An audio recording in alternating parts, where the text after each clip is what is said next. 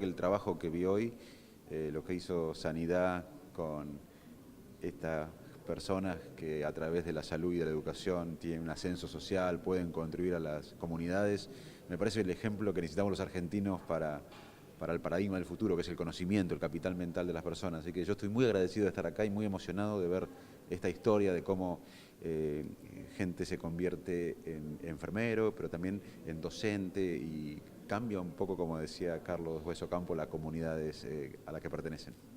La verdad que es impresionante cómo Nueva Zelanda y Argentina, que a pesar de estar los dos en el hemisferio sur, como decía Carlos Hueso Campo, no tenemos muchas cosas en común culturalmente, tenemos esto, ¿no? Que pasan los mismos fenómenos, que a través de organizaciones, en este caso Sanidad en Argentina, personas pueden superarse, pueden aprender, pueden formarse como enfermeros y así transmitir no solo los datos y los conocimientos de enfermería, sino los valores a sus sociedades. Bueno, realmente muy productiva la conferencia porque hemos tenido la oportunidad de conocer gente que trabaja por el bienestar de los pueblos originarios en el mundo. Me gustó mucho la charla porque interactuamos, digamos, tenemos cosas en común con lo que ha hablado la señora de la comunidad de ellos y creo que sería lindo tener otro encuentro y charlar y ver las cosas que podemos hacer juntos, porque es muy lindo el proyecto de ellos también que tienen. Nosotros venimos en nombre de todos nuestros compañeros, en nombre de todo ATSA, y estamos eternamente agradecidos nosotros más que nada, porque es único, no sé, nos sentimos muy emocionados de estar acá. En este caso yo le quiero agradecer a la institución, a FATSA, a ATSA, a todos los profesores que nos formaron en Tucumán.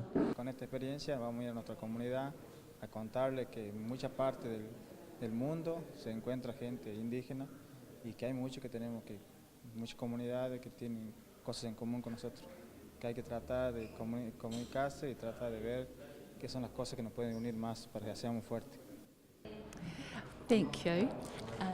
My name's Beverly Parton and I am a descendant of settlers in New Zealand. So my families have been here for, the earliest one was 1842 in New Zealand, and I have grown up in a community where I had close contact with Māori as a small child, so I feel I was nurtured in my early years in the friendships that my family had. I was nurtured by Māori in our family friendships. So for me, I've always had that interest in, it seemed natural to be with Māori people, and more particularly, I worked for 10.5 years in a marae, which is a Māori place where Māori can be Māori. It's usually like a compound with several different buildings, some of them very beautiful or very decorated, some of them are practical, like the kitchen and the dining room and things, but they're beautiful places. And one example of differences that I know that have happened in programs in the time that I was working as a nurse was in immunisations. I can't remember the exact number, but at the beginning of the time, 2003, it was in the 60s, around 60% of Māori children under 2 years old would have been fully vaccinated. Today, 91% are vaccinated, and for non-Māori children, that's 92%.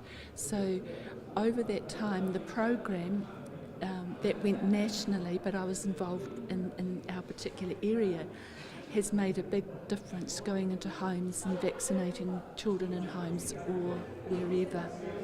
That's just one example that's happened in our country. I think that what is helping Māori to be Māori,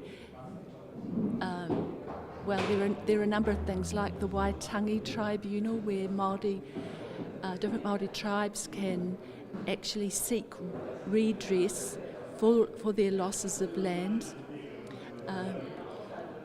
Māori have put a lot of effort into those claims.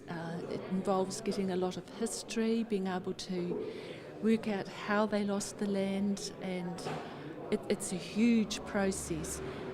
They've also done one claim that took about 10 years, and it was to do with losing a lot of cultural aspects like the language and like Indigenous ways of knowing about health, Indigenous health knowledge, and that's what those guidelines for Māori healing have come from all that discussion and all that work. It was a lot of work, a lot of discussion. So Māori have been very proactive, and I think that they have been proactive in their education, they've been proactive in health, until the government has had to support and fund Māori language schools and Māori health providers. So I credit Māori with a lot of their gain because they've been persistent, and they have learning what being Māori is. They're teaching us a lot. So I give them the credit for the initiatives they've taken and the real resistance against all those losses that they have shown. And it actually enables them to be more Māori than being assimilated into non-Māori culture, although we have a lot, crossover. I think what's happening here is really exciting with the Tucumán people, Tucumán province, and yes, Indigenous always find similarities and a sense of understanding, and I'm sure that many of my Māori colleagues and friends would be really interested in what's happening in Tucumán and would be able to see, the losses. Tucumán have suffered a lot of losses, and just ways of being able to be self-determining as a people. Again, there are a great many similarities, and I'm sure that some good conversations and learnings together would be really enjoyed.